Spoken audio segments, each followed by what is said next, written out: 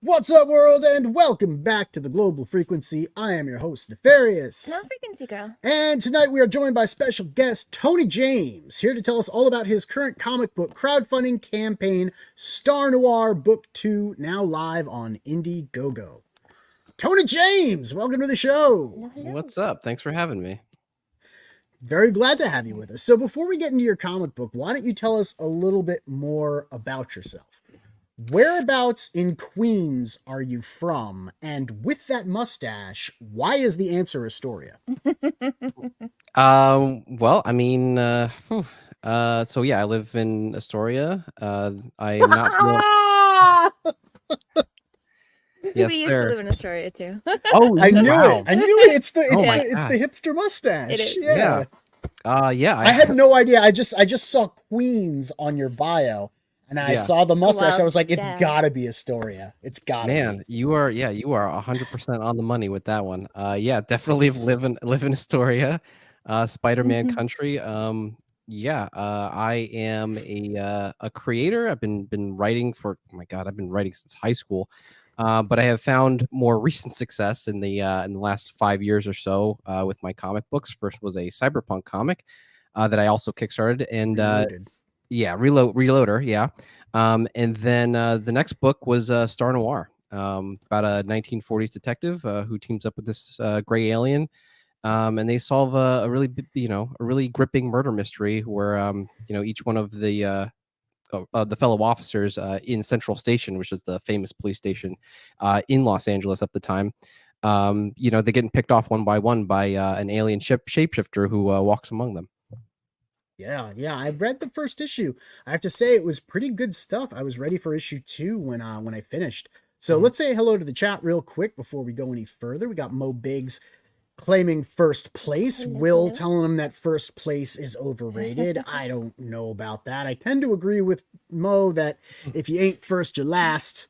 But hail Will indeed. We also got Miranda with us. Thank you so much for tuning in, Miranda. Glad to have you here. And anyway, so what kind of comics? Odin to get in here, Miranda. What? I was telling Miranda to tell Odin to get in the chat. I don't want him in the chat. All Why right. do I want Odin watching my show? What kind of comics do you like to read? I think I have there's just like a lot of variety. One of the biggest comics that I like is this series of books called the Dropsy Avenue stories that Will Eisner wrote back in the day, and it's about the rise and fall and ultimately rebirth of a New York City neighborhood during the Great Depression. Kind of very slice of life, interconnected stories. But at the same time, I love a book like From Hell from Alan Moore. Just kind of just a really visceral, very grounded, take on what a serial killer is. I love a period piece. I love any book that brings the reader in and lets them kind of like absorb the world.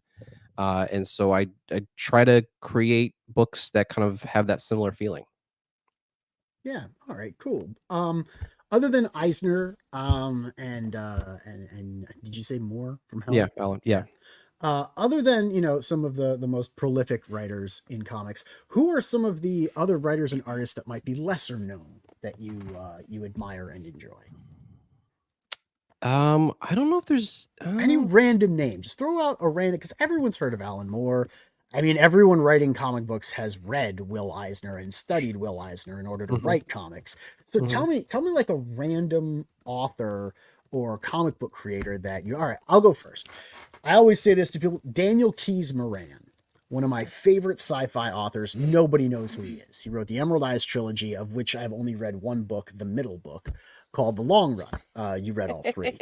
Movic says, just say Danny Warren Johnson and Neff will leave you alone. Yeah, pretty much. Yeah, if you say Daniel Warren, although he is no longer a well-kept secret, that man is blowing up all over the place with Transformers. Transformers is so good. Yeah, it's huge. He's doing gangbusters these days. So, is there any like I guess lesser known or not so well known or maybe I don't know known but not often praised creator, artist, or writer that you feel inspired by or who you admire?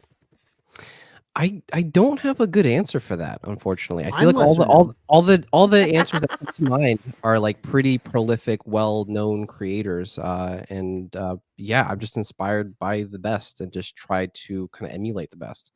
Yeah, right on. Okay, I get that. So is there anything on the stands that you're reading these days?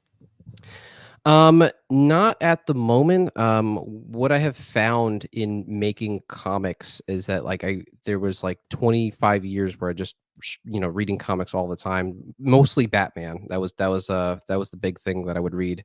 But at a certain point when I started creating comic books, I found that I was reading comics less and less, and I was in my free time more reading books on either story structure or books in a genre that I was going to write in. So I feel like the only reason I reread From Hell is because my partner Gwen actually got that for me for Christmas, so I was able to kind of reread that for the first time. But yeah, not too many comics. I think I pop in now and again on like a saga, but I'm mostly just kind of locked into my own work. Gotcha. Do you have any experience with I don't know, like comic books from other countries, some bande dessinée or some manga? Anything for the Belgian school? I read cultural comics.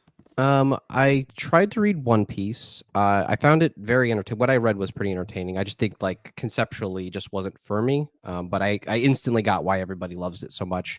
I read Death Note. Death Note was awesome.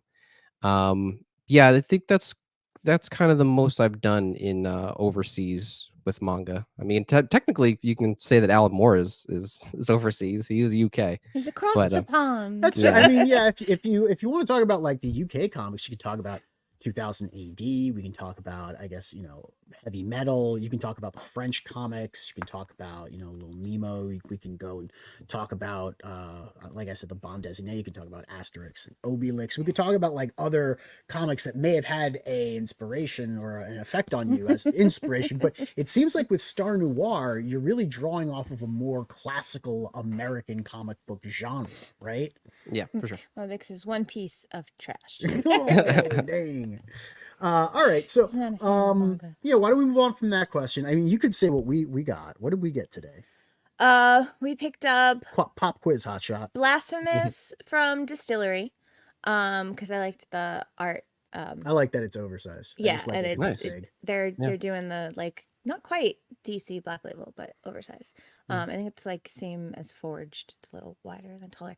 I also got Cobra Commander #2. Six Fingers, because we picked up the one hand last week, and Six Fingers is Dan Watters, and I'm a big is it Watters or Waters? It's 2 T's, so I'm assuming we don't know Watters. how to say any of their names, and we won't know for sure until he did we Homesick them. Pilots and Coffin Bound and or listen to interviews. I only read the interviews. I'm a fan of his. Cobra Commander. Yeah. What else did I get? You got a ton of stuff that wasn't on our list, so that's why I'm asking you. Why are you spending your money? Zorro, issue 2 of Zorro. And there was a new one from Vault that the art looks really cool. It's like Unnatural Order, I think. I haven't read it. It was issue 3, so I have to get the back issues, but the art was really the second or third time Vault has been mentioned this week. And I think the last time that I read a Vault comic, it was Beyond Reality? Was that it?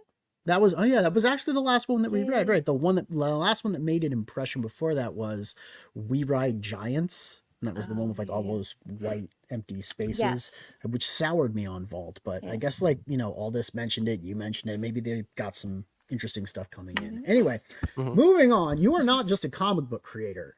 You are Hold on, I have to interrupt you. Movic says, I like that it's oversized. It just doesn't have the same comedic kick without Neff's hand gripping Garrett's thigh. I know. I It's know we're sad. just not. Yeah. He's not a whole person without Garrett. He just has to deal with me instead. Right. There's a I something need to is get a lacking. mustache Yeah. now, so shut up. Right. I mean, All the cool kids have one. if Mr. James wants to hang out with me, replace some of that longing in my heart now that Garrett is gone with that just massive facial hair of his. Yeah, I don't count him as well. No, you don't have the facial hair either. It's true. So I'm glad about that. You're not just a comic book creator, you're also a filmmaker, best known for Faceless, which you did back in 2016. You wrote and directed and starred, or I should say did the voice work for that, right? Yeah. How did you transition from writing for film, screenwriting, into writing for comics, and what was that like? Well, I live here in New York City, and I got for the better part of a decade, I got a real good taste of kind of what the kind of film industry was like. I got to be on a bunch of sets. I got to meet a lot of celebrities, and and part of that was making indie films. And I felt like I was enjoying it, but I wasn't really like in love with it. I would remember I would be on film sets looking at everybody's job and cannot and feeling like I don't want to do any of these jobs. Like none of it really speaks to me. But storytelling is something that really does speak to me. I mean, that's been the one constant my entire life. Would write plays in high school, and then friends would perform them. So after Nerd. yeah, after making Faceless, I just felt like I would like to keep telling stories, but I don't really know if filmmaking is really the medium that I is really for me. So I tried comic books because comic books are another constant in my life that I've been reading ever since I can remember. And I just like have so much passion for the medium and what we can do with it. So I decided to give it a shot. Reloader was like the first book I ever really tried. And after after learning the ins and outs of working with an artist um, and how to kind of tell the story in a different visual sort of way than what you would do with filmmaking. After kind of doing that, once you landed on Star Noir, I mean, that's just sort of an amalgam of everything I had learned about comics up to this point.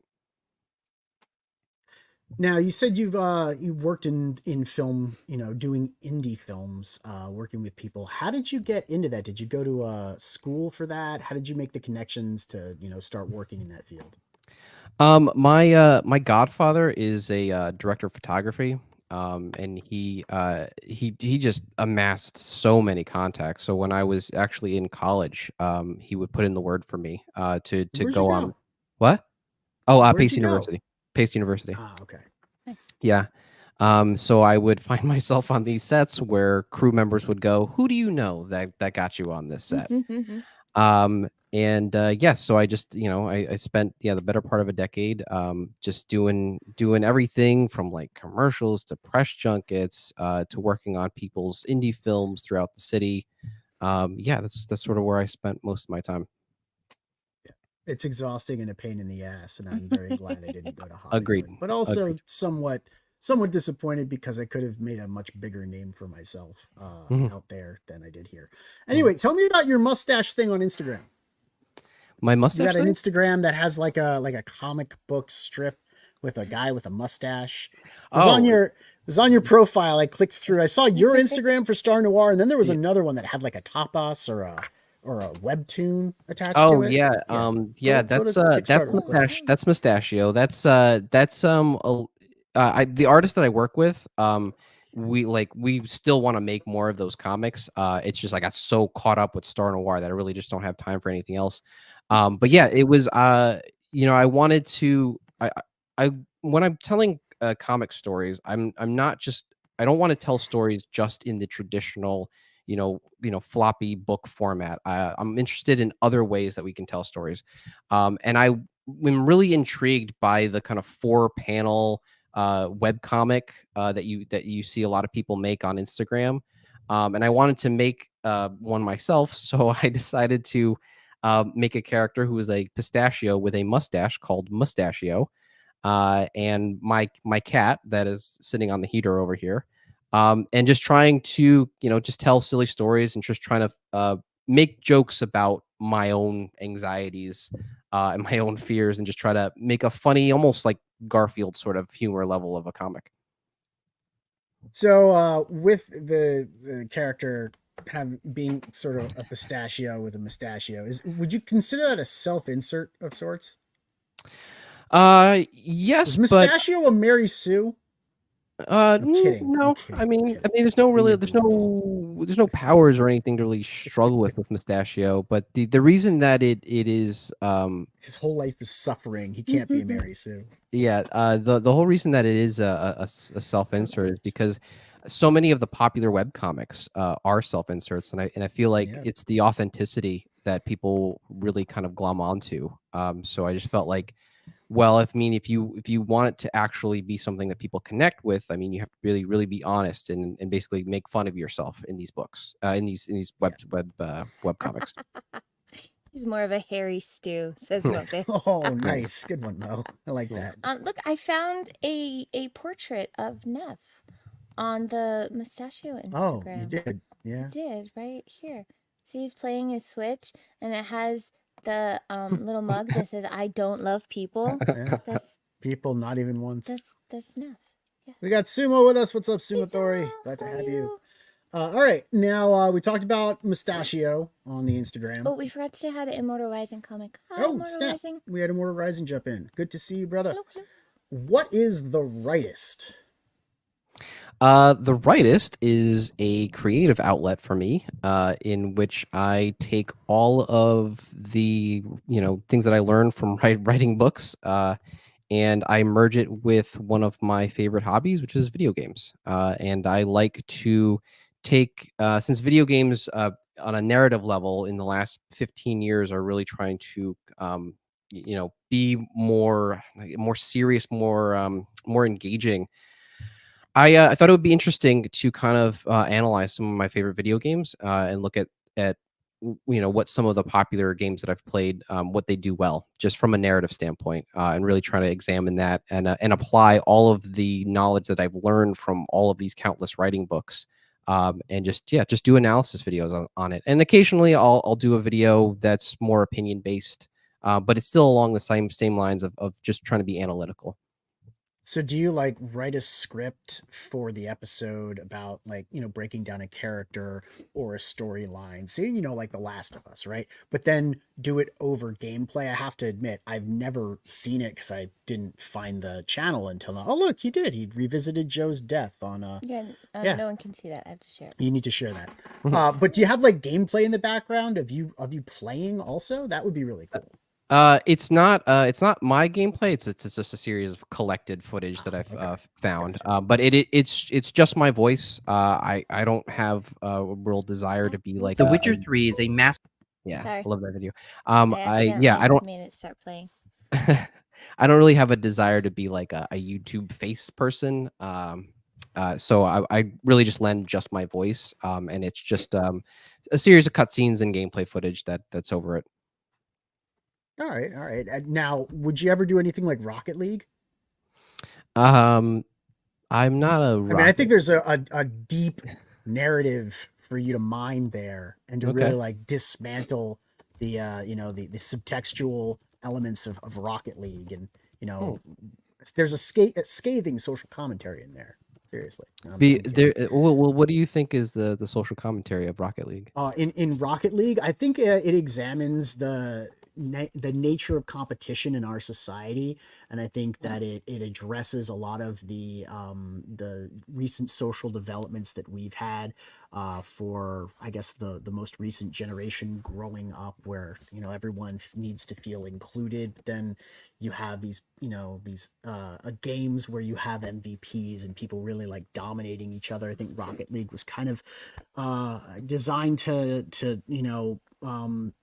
foster competition in a way that we don't generally see anymore. So I guess in a way it is a social commentary on that, right? Cool. Like you'd imagine you can't all win Rocket League. Only one team is going to win Rocket League, and there is going to be a pog, right? There's going to be a. That was some off the cuff spinning BS there. Man, I'm so tired from writing today. He's a little babbly. Only had No. what, 2 cups of coffee? Only two. I think that's interesting. I think what's funny is that after we're done here, I am actually gonna go look at Rocket League and just try to see. Dude, what I'm you just mean making about it. shit up, like talking out my ass here. No, I mean we could you're- I could make a channel. I could call it the wrongest, Yeah, and you could be the rightest. yeah. And you could battle to the yeah, death, right. or maybe not the death. So you're currently funding Star Noir Book 2 on Indiegogo, which Mhm. you already ran on Kickstarter, Yep. and you crowdfunded Star Noir Book 1 on both Kickstarter and Indiegogo back in October 2022, as well as Reloader back in 2014. Why crowdfunding? Why crowdfunding? Well, I mean, it's the only way, it's the only viable way, at least for me, that I can actually get these books made. There's no money to be made in crowdfunding, but it is the way to actually get the books to actually exist in the world and build a readership, so that I can go on the road and sell it to people, and actually make somewhat of a profit.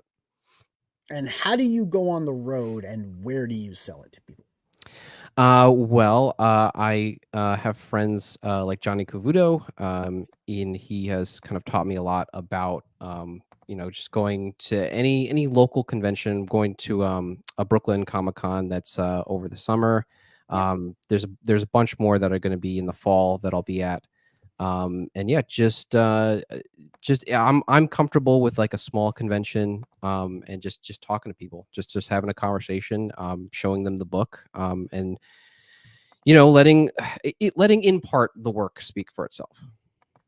Right. So going to small conventions where you can grab a table, put yourself out there, We're- interact with the We're fans. big proponents of that, Yeah, Yeah. for sure. getting out Yeah. to conventions. I mean, Uh, I'm not actually an opponent of that. Pro. Okay. Well, I'm not a pro either. Very much an amateur. So we have So our first convention this season in 2 weeks. 2 weeks we're doing Indie Creator Comic Con. Creator Yeah. Con. There's Cool. a bunch of Where's conventions that? coming up though. You mentioned Brooklyn. We were considering going to Brooklyn, but I don't know if it falls within the time frame that we currently have. There's like 2 months in April, May that we cannot do No, anything. Brooklyn is in July. I'm then, in charge yeah. of the conventions, Yeah. not him. 'Cause Did we register for it then? Because that would be fun. I have to check Go the back down to New calendar York. Okay. and see, because I If don't it's- remember off the top of my head. How what many we've times have been you for. double booked us? Only one. We did Baltimore and Granite Baltimore State. and Granite the State. So same we'll get weekend? someone to Yeah. run our Okay. Granite State booth for us. So how do you write your scripts? You've become Wait, what I I- call okay. what? He asked me a question. Indie Comics Creator Con is in Connecticut. It's in New Haven. Okay, cool. Yeah, Yeah. I That's the answer. Yeah. I like hearing about different conventions. I would like to try them all, especially if they're like near New York City. Love to go. So Yeah, thank- tri-state area. We're like the New York suburb over Nice. here in Connecticut. Yeah, Okay. when I like hit 40, I moved to the suburbs, except it was a different state. you know Well, it's no, you they're know gonna it's be you live mentioned streamed. From the Convention. convention? Why not? I mean, we've probably. had so many technical issues though, Mo. You Yeah. know how bad the He sounds microphone like he's is. underwater. I'll have to see what Always. I can find. What were you mentioned- saying? No, you said you mentioned that you live in Connecticut. I think that's Yeah. I went to high school in Stanford. Oh, neat. Yeah. Very cool. Mm-hmm. We're out. Yeah, we're out near stores near you. I wonder if he knows Okay. Ian. You might know that would be perfect. He grew up in Stanford and is Oh, also in. yeah. Well, no, he's Ian in Sunnyside Kreisberg. now. Yeah, he's in Sunnyside now. He lived in Probably Queens for a shouldn't- while in Astoria too. Yeah.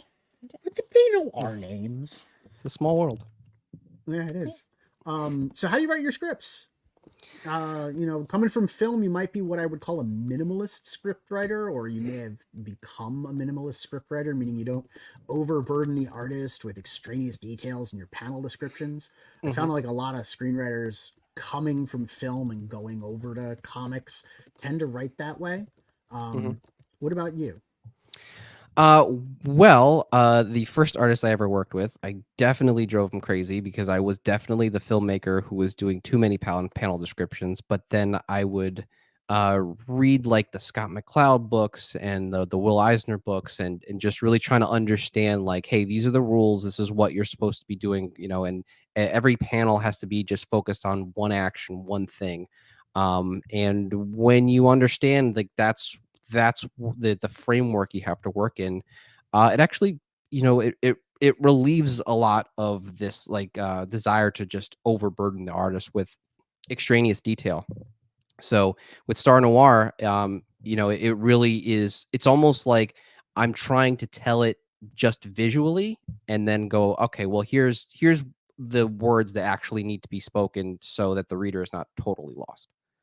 Readability wise, Star Noir was pretty solid. I have to Yeah. say, the panels flowed well, was staged well. The artist that you're working with knows what they're doing, varying panel distances and everything. I don't know if like how you and your artist work together when they do thumbs, when they do their thumbnails, when they do their roughs. I don't know if you Mm. guys like, talk and maybe compare notes, change ideas, like that, or if you are the type of, right, I hate this when people coming from film decide to use like medium shot and two shot and shit like that in the comic book scripts. I understand why they're doing it, but like unless you are Scott McCloud, it would probably be better letting the guy with the visual storytelling experience determine the distance from the reader that the characters are in the in the Mm. frame. I Literally letting the artist do that is that Yeah, we've had to.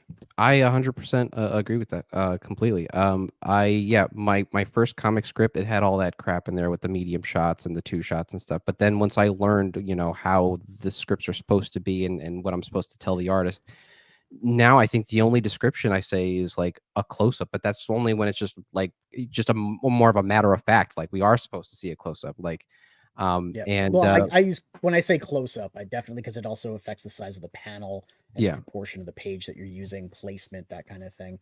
um, You can say close up because it's like you're looking, yeah. at that much. But Um, directing the artist, I've found most artists don't really dig that. yeah, what I like about working with Pablo, the artist on Star Noir, the whole experience, top to bottom, is just very collaborative. Um, like I do my best to kind of create very simple, very straightforward pages that he can work from. But every time, he sometimes will call an audible. Sometimes a page needs an extra panel for breathing room. Sometimes, I think the shot will be this very straightforward thing, and he wants to go with this open, dynamic thing. And I roll with everything that he does. And the only time that I give a note is just when it's just like, this wouldn't like make like visual sense, like the reader might be lost here. But even then, the idea that I pitch, it's always comes with, well, hey, if you have a better idea, if there's a better solution to this, like, definitely do the better solution, because like, you are the expert, you know exactly how these things are supposed to go. And at the end of the day, I'm just giving you an educated guess. Right. Let me say hello to some people that popped in while we were chatting real quick. We got Chris Fisk. What is up? Infinitail Comic. We got Michael Bancroft. If you Hello, guys haven't Mr. checked out the Bancroft. Lucent, I don't know what's wrong with you. Do it now. You mentioned Immortal Rising, but we also got Hojo with us. What is up, Hojo? It's a good crew of people that filtered in while we were chatting. We also had earlier, I can't scroll. We Did I say have Gooch? We got Gooch Jason from Black. Diabolical Souls and Jason Black. Yeah, Jason Black actually asked if you wrote in giant purple blocks of text in all all caps, uppercase. and you're not Alan Moore yet, right? But one day you'll be allowed to torture your artist with That's the goal, overwriting in right? your scripts. One day before you retire. Yeah, retire. Well, that's the thing though. Like, you can overwrite a script, but when it translates into the type of books that Moore's put out, it's. I would never be able to do it if I was his artist. I would probably have done what they did to the comedian voluntarily, but like defenestrated myself. But it did generate a good comic book, so I don't know if I could knock it. Anyway, what about being a plotter or pantser? Have you ever heard those two terms? Plotter, pantser, I've not heard the second term. What is So that? plotter is when you make a plan for your script Mm. or your story. You usually have like an outline. You're focused on the plot. You break down the progression of the whole thing. Sometimes you do 3 acts. Sometimes do 11 steps for the hero's journey, whatever. But the ending before you start writing, right? Like, and the whole thing is about the journey to get to the ending. Pantser is writing from the seat of your pants and just being super enthusiastic with what you're writing and getting caught up in the moment and letting all of the emotions gush all over the page and quite possibly just writing yourself off of a cliff or getting yourself in a corner and never finishing your books like Patrick Rothfuss or George R.R. Martin or even Robert Jordan, because technically he died. So yeah, are you a plotter or a pantser? I am 100% a plotter. Me Yeah. too. Before I even start with the first draft, there is a whole outline of of not just the main characters but every supporting character. Like I write very like almost like makeshift acts for like side characters, just to kind of just so the reader kind of feels like every character, even if you see them for a second, they feel like they have something going on with their life. And then I also have like this kind of visual outline that looks like a bunch of DNA strands that kind of just tells me plots, subplots, themes, like everything's in there. But when I am writing the script, I always leave myself open to call an audible, because I always want the character to do what is believable for what they want to do. I don't want them to say, well, if this cynical character just wants to throw away the alien thing and just move on. It's like, well, maybe not. Maybe he actually has actual questions. Maybe it's lingering. And don't try to force the character into doing what I want him to do, but what I feel like the character as written would want to do themselves. Right. I mean, that's a pretty good way of saying it. You also, I mean, you don't skimp on the identity and characterization of your characters, right? Like you definitely seem to have done a lot of thought about them and fleshed them out. Even like you said, the side characters. So I'm not going to say you're not a character writer and that you're entirely story focused, but it definitely feels measured and thought through. And I think that that's definitely a characteristic of a plotter. Yeah. Anyway, so why don't we move on to why you're really here, right? Why don't Jason you Black said, if I'm ever asked this, I have to say, well, I'm not wearing pants, so. de-pantser? Yeah. Yes, Yeah. that's what Mo said. Why don't you tell me about Star Noir? No, First somebody said off, which came first, the name or the plot? I think it was the plot. I think it, yeah. So you came up with a story about the alien and the detective partner, set it in a noir setting and the shapeshifter and all of that, and you were like, I know, I'll call it Star Noir. Yeah, I think because it's a combination of two really big passions of mine. I mean, one is obviously noir. I love all those James Ellroy books. I love all the old Hollywood movies, just the rapid fire cadence, the dialogue, all of the slang, the way the cars look. And I also love alien conspiracies. Like, I have spent many a Saturday going down a YouTube rabbit hole. And a lot of the things that people mentioned in those like abduction stories, like, we found a way to work into Star Noir. I mean, the way that Alan meets Ellis for the first time in his backyard, a lot of the different things, like the humming of the ship, the way he glides like a ghost, the frozen grass, like all of that really comes from alien abduction stories that are sort of like repeated and recycled. So when I was thinking about, like, man, I'd love to tell a story that is sort of like a merger of these things, but what would it be called? When I said Star Noir, I was like, oh, that's pretty fun. And then the script was just like, well, how can we be like the biggest embodiment of that idea, that full merger of sci-fi and 1940s noir? Mo wants to know if you realize that noir rhymes with star. I think that's part of what made it kind of fun to say. That's Yeah. like Star Noir. It's it I almost totally rhymes. thought that he came up with the title first and then built the story out of that, because it is a dope ass name. It is a good. It really a is. good title. That is a dope name. Cool. That is That a says- $1 million name, as one might say. I also find the alien stuff pretty fascinating. Yeah. Says Baby. Yeah. Bat. By the way, thank you for tuning in, Baby Bat. We are glad to have you with us. it's Always good to happy see to you. have another animal-themed name in the chat, along Yeah, with we're so happy to Foxhole see Comics. everybody. Oh, Nandor. We've missed you guys. Yep. I love his logo. Nando's great. Love Yeah. Dandor. Yeah. Yeah. He wrote some cool stuff Very good for stuff. us that, hopefully will get published one of these years. It will. It's coming. We have a lot of So good stuff coming. I'm excited. I'm trying not to spill I'm the beans. so tired. I'm working too hard. We So, do what we what's can. the premise? I know we've mentioned it several times. You said it's, delves into alien conspiracies in a noir setting. You've got the two detectives, kind of like the odd couple pairing.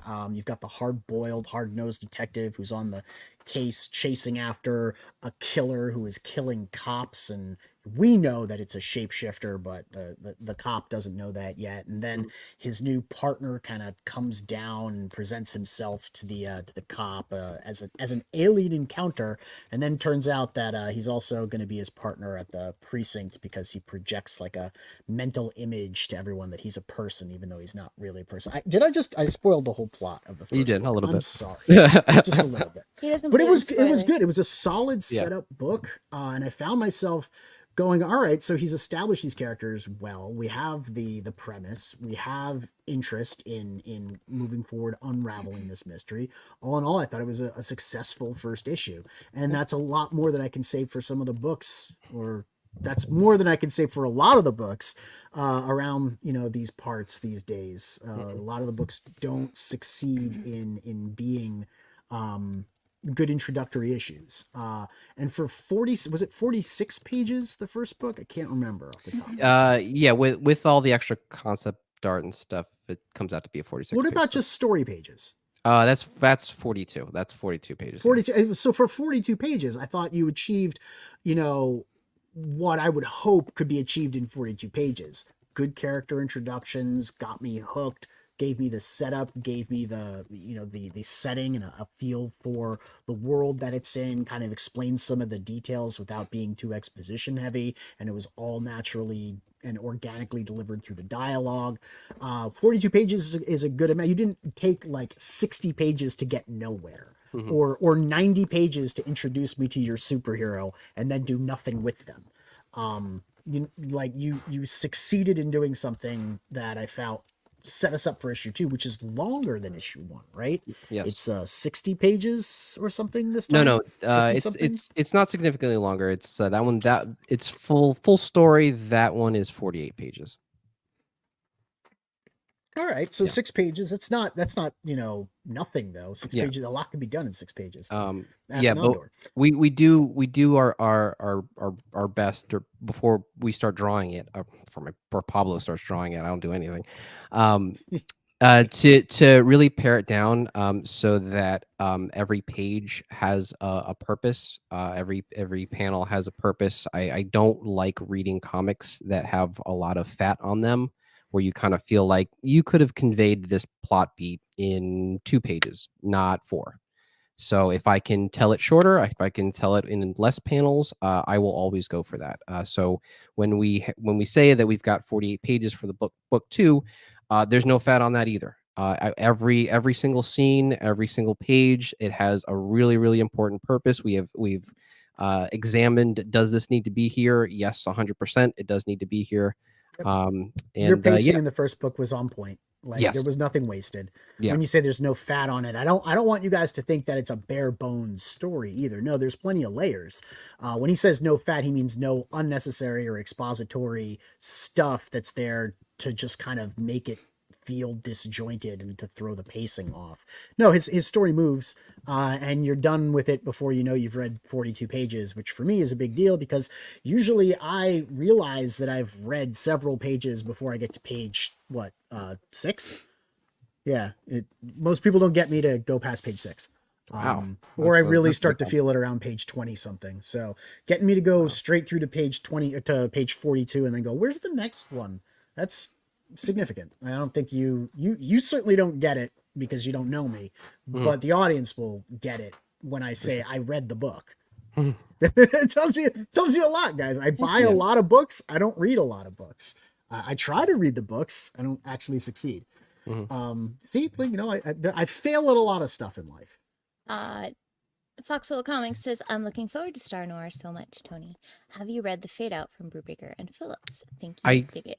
I think I remember reading maybe the first bit of The Fade Out. I did not finish it though. But Ed Brubaker is amazing. So I will definitely revisit it, Nandor. Don't you worry. Hey, we've got Niall with us. What is up, Niall? Glad to have you with us. Thank you so much for tuning in.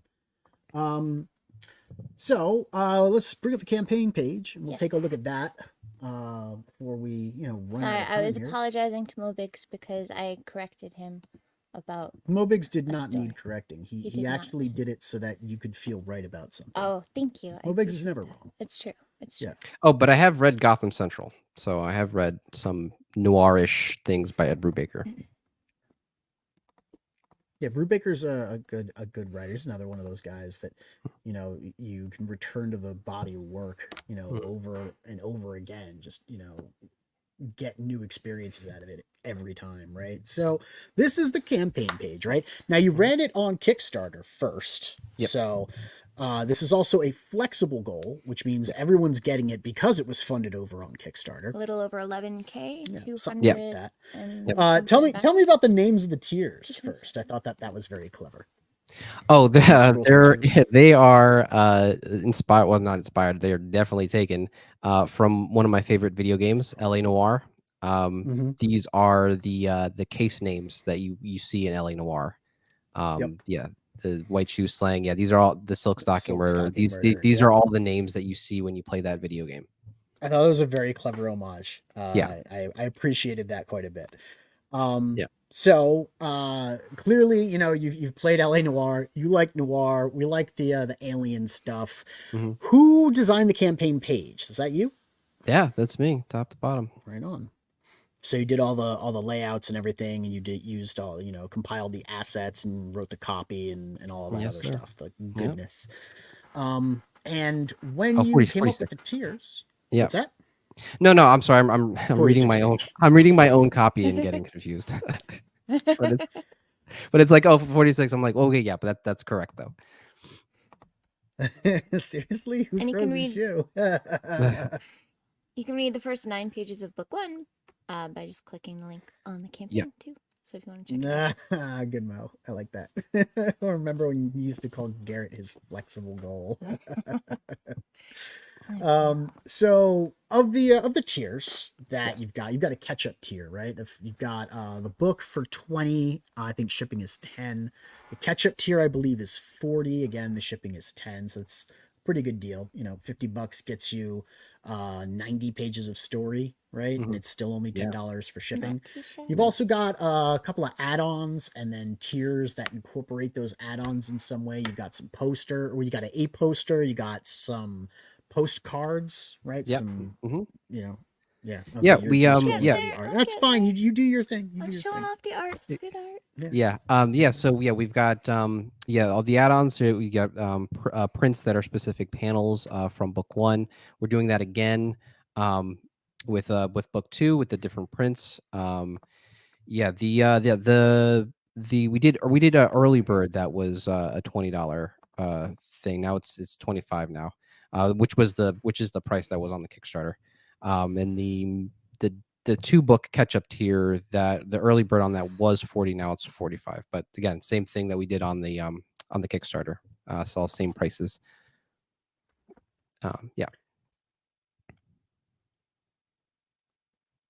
Nice. Yeah, it's good.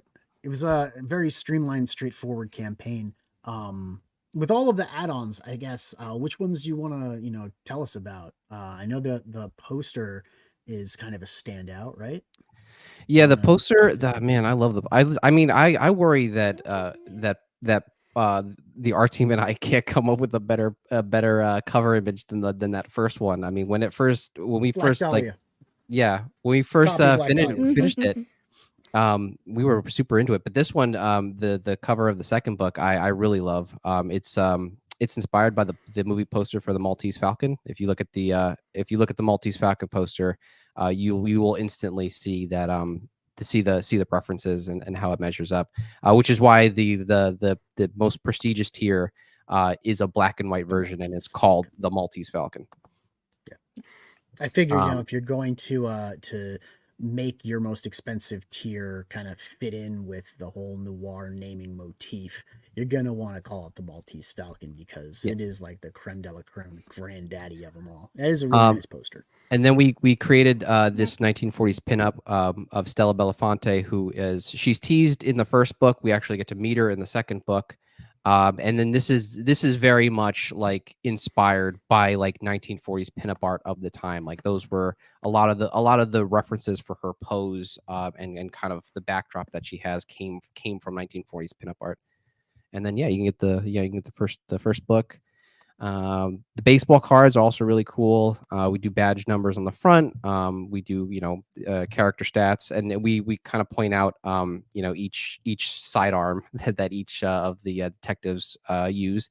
For story reasons, Ellis does not have one. That we and the story definitely goes into that.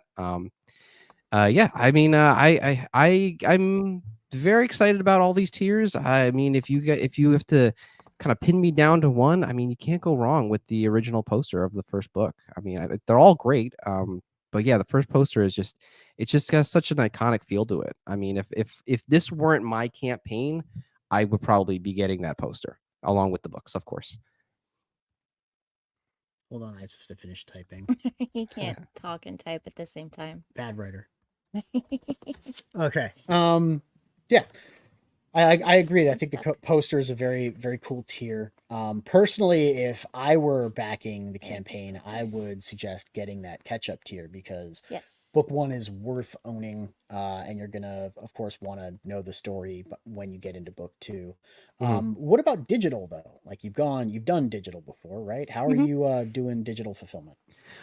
Digital, that will come at a certain point in the campaign. My experience with Star Noir, the digital tier is actually kind of the lowest performing tier. When it becomes available, people really, really dig the physical copy. I turn to my partner Gwen all the time, and it's like, what's up with them? Why do they actually want to get the physical book? But the physical book, we worked really hard on the story. We worked really hard on the art. When you get the physical book, I think I have it right here. Yeah, I have it right here. Yeah, there it is. And big we I got him. Hold it up again. Hold it up for everybody to see. Yeah, there it is. Look at that thing. It looks great. Okay. Yeah, so when printing the book, it was like, okay, so if we have a great story and great art, like let's bring it home with like a really high quality print. I was in a comic shop before I made Star Noir, and I was picked up like a reprint of like a Daredevil run, and they printed that thing on like tissue paper that was like breaking under my hand, and I was like, this is like, you can't do Daredevil like this. So I wanted to make it a point that it's like, if you're going to get a book that looks as prestigious as it is, why doesn't the print like also feel very prestigious? And I think that if you are backing the physical books, the moment you take it out of the Gemini mailer and its plastic bag, you will immediately go, wow, this is like a serious print. Like this is not some cheap thing that we tried to make. Right. So I think it's a pretty compelling case that you made to at least back the poster, and of course I'm trying to get people to buy those books and catch up. Hopefully, maybe someone out there watching the show is gonna say, "Oh, what the heck? Let's take a chance and pick this up," because at the price point, I think it's a pretty good deal, right? It's the early bird was where it was at. $20 for 46 pages, I think, was a solid spot to be at. But comic books are expensive these days, right? Making them's expensive, printing them's expensive, shipping them's expensive. I don't know why we do this, man. It's silly. So yeah, let me get to my other questions here. You've run 5 crowdfunding campaigns on Kickstarter, right? The first 2 weren't successful, but something changed for you the third time around, and you have parlayed that into some significant success for Star Noir books 1 and 2. Yeah. How did you apply what you learned to Star Noir, and what was it that changed?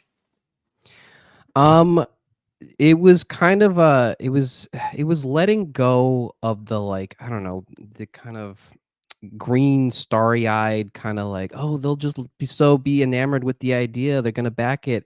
And so didn't have to like get a colorist or a letterer, but it's like, no, these are people who are trying to make a serious decision about your books. And after that second campaign, it was like, okay, no more like like half-assed, like approaches to it. It's like we are actually going to just go the full nine. We're going to show you full colors, full letters, and try to kind of give backers as much confidence as we can possibly give them into backing the books. And that's what made that Reloader campaign successful. It's what made Star Noir successful, and we're just going to continue to do that going forward. Yeah, but you went from like 80 something backers on Reloader to like 240 on Star Noir. You did something different. What was it? Well, I think Star Noir is more of a lightning in a bottle than Reloader is. I just think the I'll art agree to team. that. Yeah, yeah. I Yeah, he's got better art, or maybe not better, but art that suits the style of the book. The name is catchy. The concept is clever. It has broad appeal, right? Yeah. Reloader is like what Cyber, would you call it? Like a cyberpunk yeah, style cyber, book, right? With mhm, with cyborgs and shooting and babes and stuff. yeah, Which like there's nothing wrong with that, but there are a lot of books like that out there. I don't think that there are a lot of Star Noirs. So like you said, lightning in a bottle. Great. yeah. That's a good way to put it. You've been on a lot of YouTube shows, several podcasts that I've never even heard of before. How did you grow your online presence? I mean, with the podcast stuff, it's anytime I saw like Nandor being on a show, I would just reach out to that creator and go, hey, can I be on your show as well? I mean, there are creators like Keith Gleason that I got to really meet, and he invited me on his show. And yeah, or JD Calderon. Mhm. Yeah, it really just kind of is seeing a creator that I know go on one of those shows and go, oh, would they be interested in having me on, and just reaching out to them, and they're very welcoming to have me on. Yeah, like I said, a bunch of actual like podcasts, not just on YouTube, but legit podcasts on Spotify and shit that I've never Yeah, heard of before. And I was like, let me write this down here. Maybe I can reach out to this Hmm. person. But yeah, that's all part of growing the online presence, right? It's just kind of proliferating and seeing wherever you can fit in, and I guess taking all the chances and seeking out opportunities to put your name and face out into the world. And I mean, who doesn't love the big stash, right? Like, I could see you just showing up on a YouTube channel being like, mustache rides, and people would be like, I'm backing that guy's book because funny, right? yeah. Nandor the Relentless. That is a good title for him, Mr. I like it. Bancroft. I agree. Mobig says B Rose would back the retailer tier if that chicken leg campaign. And it's the joke is that B Rose You can likes buy it by chicken. the bucket. Yeah, that's the thing. So, what lessons have you learned, and what advice would you want to give people who want to try their hand at crowdfunding if you're trying to be helpful? Clearly, like the advice of like help the competition. No, no, no. Like helpful advice for people. What would you say? Well, on the story level, before you even get to the crowdfunding, just be true to who you are as a writer. Don't try to make something that's trendy. There's plenty of that stuff out there. I think there's something that's unique to your interest, and I think you should really tap into that first of what is a story that you specifically want to tell. When you get to the actual crowdfunding, um, you're gonna have to invest in a pretty competent art team, like pretty competent, like not you don't have to get the best of the best out there, but pretty competent. And you're gonna have to keep your crowdfunding goal low, especially if you do not have like a big social following. Because the success we had with Star Noir, I mean, it's unique. I don't have the social following that you go like, well, I see, well, that got that funded because he's just got this big platform. I do not have that. So if you do not have a Star Noir, try to make a campaign that's like less than 5K with like a pretty solid art team, and definitely have complete art, like full colors, letters, like let the backers get a real taste of what you're trying to make. Yeah, that's very good advice. I Yeah. did have that question written down. I just totally glossed over it. How did you assemble the team? It's a combination of there was a Facebook group called Connecting Writers and Artists. I think that's what it is. That's how I found Pablo. Venetius, I found just flipping through Instagram, just kind of looking at different colorists, following those hashtags. Another name I would never say right. He was always Vinicius in my mind. Yeah. Yeah, Marco, I think, also came from the same Facebook group as well. Yeah, that just assembling the team, just when I just putting out a pitch, hey, want to do this noir book with some aliens, send me your rates, send me what your pages look like, and then just kind of once I kind of see enough portfolios to go, okay, I think this is what I want Star Noir to look like, and then once you lose a lot of sleep over the artist, and you're finally okay with the artist, then you get to lose sleep over the colorist, and then once you find the great colorist, then you finally have a book, and you get to put it out Hopefully there. your house is still standing. It is still standing, yes. But yeah, I would say that like putting the team together was not straightforward, but I am really happy with this team. We are very tight knit. You're talking about an artist who loves the colorist and the colorist who loves the artist, and the letterer who is also a writer in his own right, just loving the way the plot unfolds and having his own ideas of, well, this is how we should do the captions, this is where the placement should be to draw the eye to these specific details.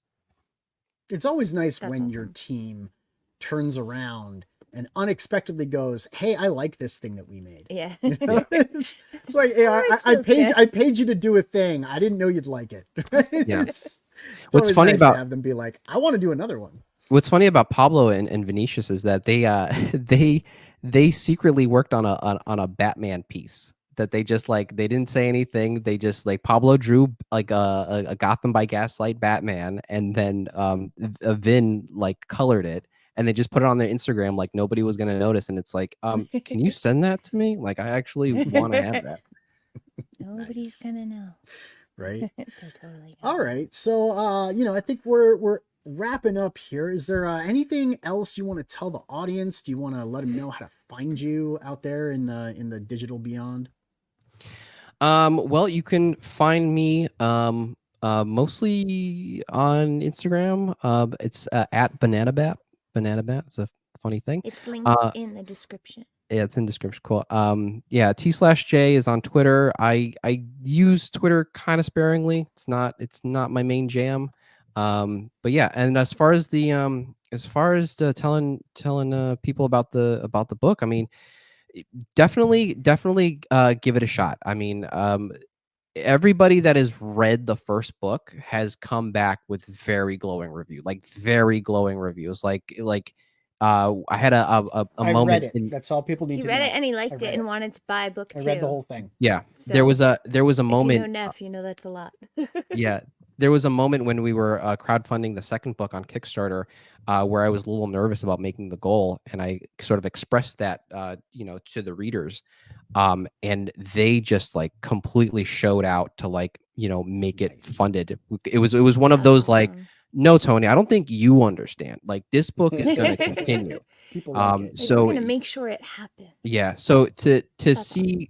see the readers kind of act with such fervor, and such passion, I mean, that really should really speak to how good the story really is. Yeah. I will say it again. I will reiterate, the story was successful, and it was enjoyable. It was a good read. You don't overwrite, and I don't feel uninformed or lost. So I think it was just the right balance. I'd say it is a successful book. You know what you're doing when it comes to writing. It's clear. Your characters are strong. Your plot unfolds well. I could just keep praising you, but I'm not gonna, because we're running out of time.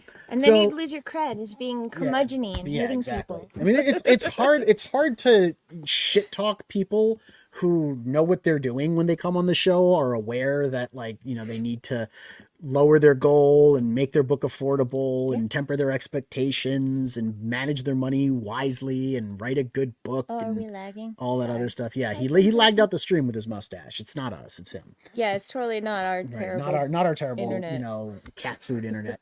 It's like there's a cloud in the sky, everything crashing. Right. But yeah, it's hard to be, you know, a curmudgeon-y rain cloud with people who, like, they know what they're doing.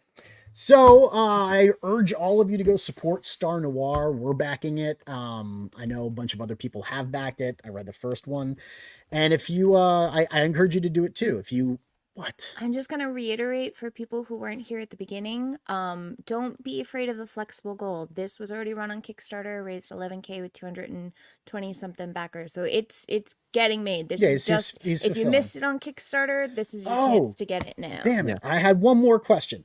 Go ahead. So this is a 6-book series, right? Yes. And you've done these two. Is the whole thing written, even if Yes. the art isn't done? You wrote the entire 6 books. Yes. 100%. Yeah, we know. And you're just waiting to do the art. So are you going to release these quarterly? We're trying to release them as fast as we can. If I could have all 6 out to you by the end of the year, I would absolutely be doing that. The first one was done in October. Yeah. Right? Like, you could crowdfunded it in October. So I think you're going pretty well, right? Yeah. You know, November, December, January, it's now February. We're looking at 3-4 month turnaround. So you're just going to bam these all the way through 6 books. So, you know, jump on now, go for the ride, guys, because it doesn't look like he's slowing down. Nope. This one's going to go all the way. And I guess once Star Noir is over, do you have anything else in the pipeline? Oh yeah. You mentioned it earlier, Reloader. We are remaking it. Is what we're doing. Reloader. Yeah, we were reloading Reloader. I felt that there are a lot of great ideas in that book. The book we ended up with, I thought actually was a pretty entertaining book. But I definitely grew as a writer. And I feel like all the lessons that we learned from Star Noir, we can now apply to Reloader. And because for me, Star Noir is the one to beat. You know, so Reloader has to come in here and it has to pack a punch just like Star Noir. It has to wreck house. All right. I mean, I think that's great, you know. So thanks so much for tuning in, everybody. If you enjoyed the content, give us a thumbs up and you know, like, subscribe, do all that stuff. You can also click the bell for notifications to know when we go live next. And tune into the frequency. We'll see you next time.